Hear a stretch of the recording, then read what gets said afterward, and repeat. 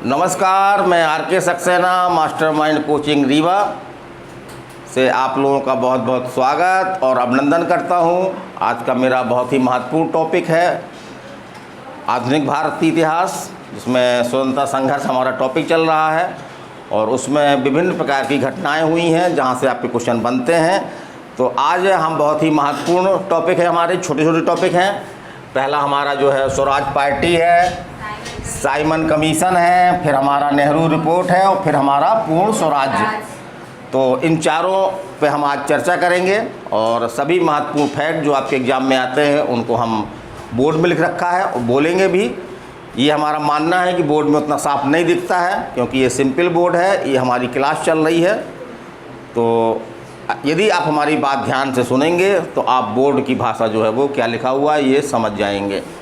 तो ये हमारी इतिहास की क्लास है, आपकी कौन सी है? 56 क्लास है आपकी ये हमारी, और कंप्लीट इतिहास हमने बताया है। तो आप हमारे वीडियो में जाकर के और आप और क्लास भी देख सकते हैं आप। तो चलिए हम चलते हैं, पहले हम लेते हैं, पहला टॉपिक हमारा क्या है? स्वराज पार्टी। तो जैसे कि असहयोग आंदोलन जो है समाप्त हो चुका था और एक प्रकार से कांग्रेस में जो है स्थिरता आ गई थी। तो कांग्रेस के अंतर्गत ही दो उस समय के नेता थे आपके, मोतीलाल नेहरू और चित्तरंजन दास।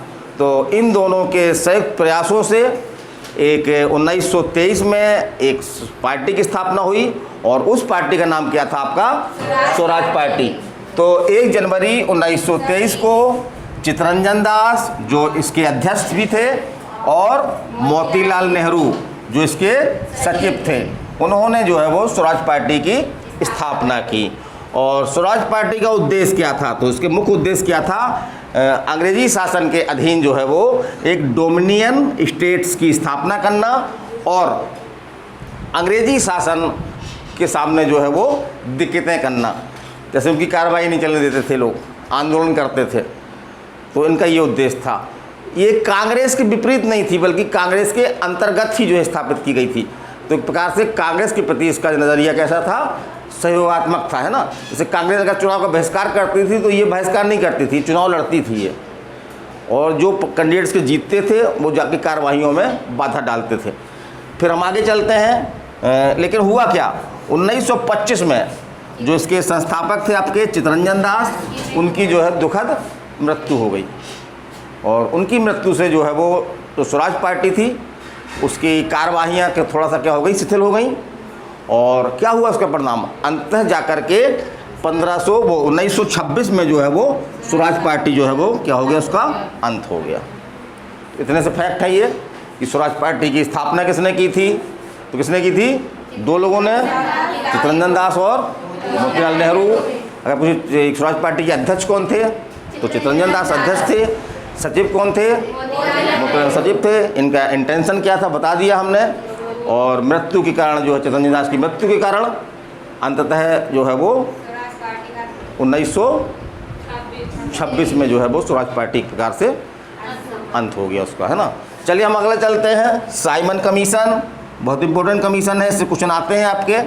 तो साइमन कमीशन का गठन जो है किया गया था 1919 का जो अधिनियम था उसमें एक ये प्रावधान था कि इस अधिनियम के अंतर्गत प्रत्येक 10 वर्ष के अंतराल में एक जो है वो आयोग बनाया जाएगा जो भारतीय समस्याओं पर विचार करेगा और भारत के लिए विभिन्न प्रकार के जो अच्छे सुझाव है वो देगा।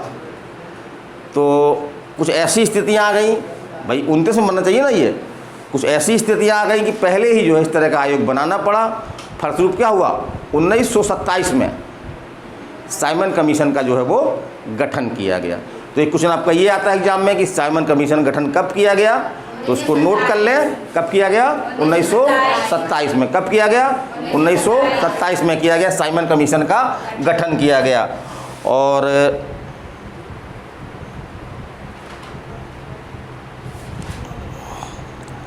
फिर उसके बाद देखते हैं तो थोड़ा सा इसका हम देखते हैं कि ये किस तरह से था, इसका स्वरूप क्या था।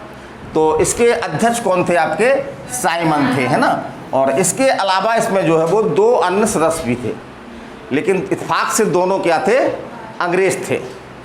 तो इस प्रकार से इसके जो तीनों मेंबर थे वो अंग्रेज थे और इसको विचार काहे में करना था, भारतीय समस्याओं पर विचार करना था।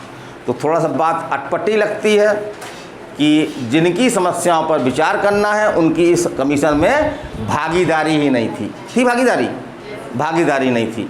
तो यहाँ से एक क्वेश्चन और बनता है, क्योंकि ये सभी अंग्रेज थे इसलिए इस कमीशन को जो है वो व्हाइट कमीशन भी कहा जाता है, श्वेत कमीशन भी कहा जाता है। तो ये क्वेश्चन एग्जाम में आया है आपका कि किसे श्वेत कमीशन या व्हाइट कमीशन कहा जाता है, तो किसे कहा जाता है, साइमन कमीशन को। यह पूछ दे कि साइमन कमीशन को सब श्वेत कमीशन कैसे कह सकते हैं, हम कैसे याद रखें इसको। तो जो श्वेत माने सफ़ेद, तो जो हमारा सफ़ेद वस्त्र होता है यदि उसमें बढ़िया नीली लगा लें, हम बढ़िया प्रेस कर दें तो क्या होता है, वो उसमें शाइनिंग आ जाती है। क्या जाती है, शाइनिंग। तो शाइनिंग से क्या बना सकते हैं आप, साइमन बना सकते हैं। साइमन से क्या रख सकते हैं आप, साइमन कमीशन को आप याद रख सकते हैं। और यही इसके विरोध का मुख्य कारण भी था, क्योंकि उसमें एक भी जो है भारतीय नहीं थे। अब क्या हुआ, अब 3 फरवरी 1928 को साइमन कमीशन जो है वो भारत आया। तो लोग तो पहले से तैयार थे, भड़के हुए थे लोग, तो उन्होंने क्या किया, इसका विरोध स्वीकार किया। और क्या नारे लगाए, Simon go, Simon go, Simon वापस जाओ, है ना, साइमन वापस जाओ, हिंदी बोलते थे, साइमन वापस जाओ। और जो कुछ अंग्रेजी नारे फेमस हो गए थे, भले अंग्रेजी नहीं जानते हों, लेकिन साइमन गो, गो माने होता है जाना, और किसको जाना, साइमन को जाना। फिर आगे हम चलते हैं कि इसी दौरान एक बहुत बड़ी दर्दनाक घटना हुई लाहौर में। उस समय लाहौर आज तो वर्तमान में पाकिस्तान में है, लेकिन उस समय जो है कहाँ था, आपके हिंद भारत में था, भारत का अभिन्न अंग था वो। तो लाहौर में जो है वो साइमन कमीशन के विरोध के दौरान नेता कौन थे, साक्षी, लाला लाजपत राय नेता थे, है ना, लाला लाजपत राय नेता थे। तो उसी समय लाठीचार्ज किया गया और लाठी जो है वो किसके सिर पर लगी, लाला लाजपत पर, जिससे वो घायल हो गए, जिससे जो है वो घायल हो गए। वो लाठी लगने की घटना ये देखिए कब है, 30 अक्टूबर 1928 को लाहौर, लाठी, लाला, इस तरह याद रख लीजिए, है ना, कि लाहौर में हुआ, लाठी लगी। किसको, कभी पूछ सकता कि साइमन कमीशन के विरोध के दौरान जो है वो किसको लाठी लगने से मृत्यु हो गई, तो उनका नाम भी लाला है, ला से है ना, तो ला से याद रखिए, लाला, लाठी, लाहौर। विरोध किसे कर रहे थे, साइमन कमीशन का विरोध कर रहे थे। किसका विरोध कर रहे थे, साइमन कमीशन का विरोध कर रहे थे। और जब उनकी लाठी लगी तो तुरंत तो उनकी डेथ नहीं हुई, लेकिन लाठी लगी थी, घायल हो गए थे, और अंततः जा कर के जो है वो कुछ दिनों के दौरान जो है उनकी जो है वो मृत्यु हुई, है ना। तो अब क्या देखते हैं, तो उन्होंने एक कथन किया था, वो कथन एग्जाम में आपके आता है तो हमारा बताना फ़र्ज है। वो कथन क्या था कि मेरे बदन पर पड़ी एक एक लाठी अंग्रेजी शासन के ताबूत, ताबूत होता है जिसमें ईसाई लोग अपनी जो है वो डेड बॉडी रखते हैं, तो कील से बनता है, वो बक्सा होता है, कील से बनता है। तो अंग्रेजी शासन के ताबूत की अंतिम कील साबित होगी। ये कथन किसका है, ये कथन लाला लाजपत राय का है। लाठी लगने के बाद उन्होंने ये कथन किया था, और उसके बाद उनकी जो है वो मृत्यु भी हो गई थी। फिर हम आगे चलते हैं, तो इस प्रकार से क्या हुआ, बड़ी निराशा के साथ जो है वो साइमन कमीशन को जो है वो भारत से वापस जाना पड़ा। ये कहाँ से आया था, ब्रिटेन से आया था। तो मार्च 1928 को साइमन कमीशन वापस लौट गया, लेकिन इसने अपनी रिपोर्ट प्रकाशित की। अभी भारत में उसको सहयोग नहीं मिला, लेकिन इसने अपनी रिपोर्ट कब प्रकाशित की, 27 मई 1930 को। लेकिन कोई सफलता इसको जो है वो नहीं मिल पाई, कोई बहुत बड़ा प्रशासनिक सुधार इसकी रिपोर्ट के आधार पर नहीं हुआ। फिर हम अगला टॉपिक हमारा है नेहरू रिपोर्ट। चलिए नेहरू रिपोर्ट देखते हैं। तो साइमन कमीशन का जब विरोध किया गया तो अंग्रेज लोगों को भी गुस्सा आया।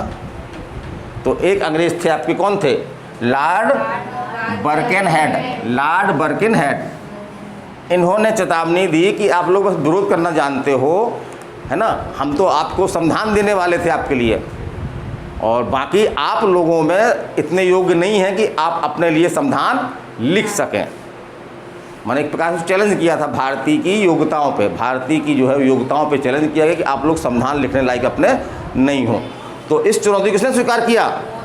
मोतीलाल नेहरू ने। किसने स्वीकार किया? मोतीलाल नेहरू ने। और उन्होंने क्या किया, एक 7 सदस्यीय जो है वो एक समिति बनाई, बाकायदा इस समिति के द्वारा जो है एक संविधान का खाका तैयार किया गया।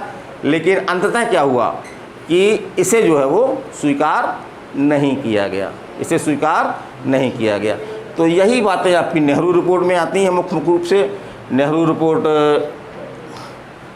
और अगस्त 1928 में जो है वो नेहरू रिपोर्ट जो है वो क्या हुई, प्रकाशित हुई, लेकिन इसको जो रिपोर्ट को जो है वो स्वीकार नहीं किया गया। चलिए अगला टॉपिक हमारा देखते क्या है, पूर्ण स्वराज्य है। तो इससे भी आपके क्वेश्चन बनते हैं। तो चलिए उसमें चलते हैं कि 1929 में कांग्रेस के कौन से अधिवेशन में, ये पूछता है कांग्रेस कौन से अधिवेशन में, लाहौर अधिवेशन में जो है वो पूर्ण स्वराज्य को कांग्रेस का एम बनाया गया, कांग्रेस का लक्ष्य बनाया गया। और ये घोषित किया गया कि अब कांग्रेस का लक्ष्य क्या है, अंग्रेजी शासन के अधीन जो है वो पूर्ण स्वराज्य प्राप्त करना, अंग्रेजी शासन के अधीन पूर्ण स्वराज्य प्राप्त करना। और इससे और क्वेश्चन बनते हैं, जैसे कि लाहौर अधिवेशन जो हो रहा था तो उसकी अध्यक्षता किसने की थी, ये कांग्रेस का वार्षिक लाहौर अधिवेशन था, इसकी अध्यक्षता किसने की थी, जवाहरलाल नेहरू ने की थी। और इसमें और है एक क्वेश्चन ये पूछ लेते कभी कभी कि लाहौर जो है वो किस नदी किनारे है, या किस नदी किनारे ये सम्मेलन हुआ, तो कौन सी नदी है आपकी, रावी नदी है। कौन सी नदी है, रावी नदी है। तो याद हो जाएगा आपको, कोई दिक्कत नहीं है।